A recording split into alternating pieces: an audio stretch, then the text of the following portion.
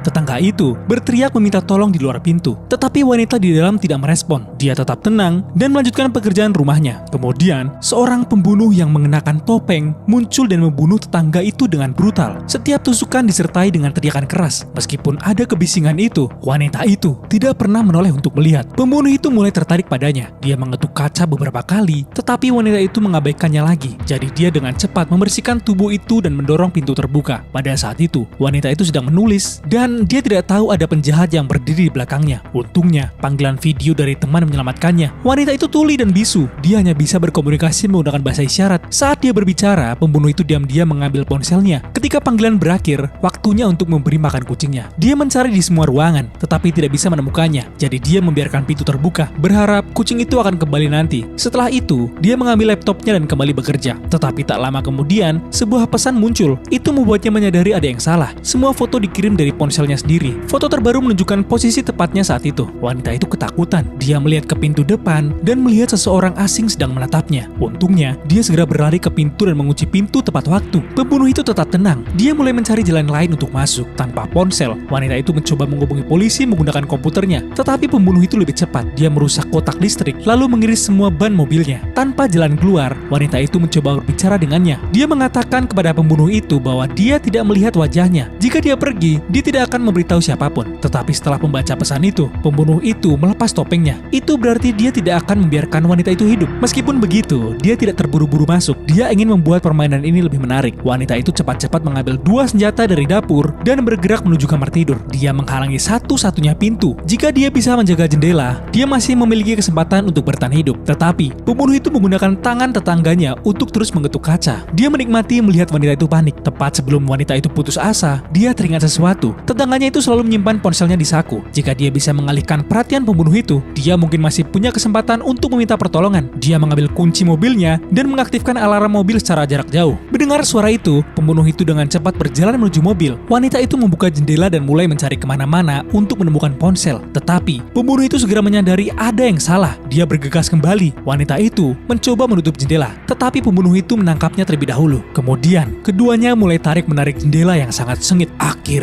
yang menggantung.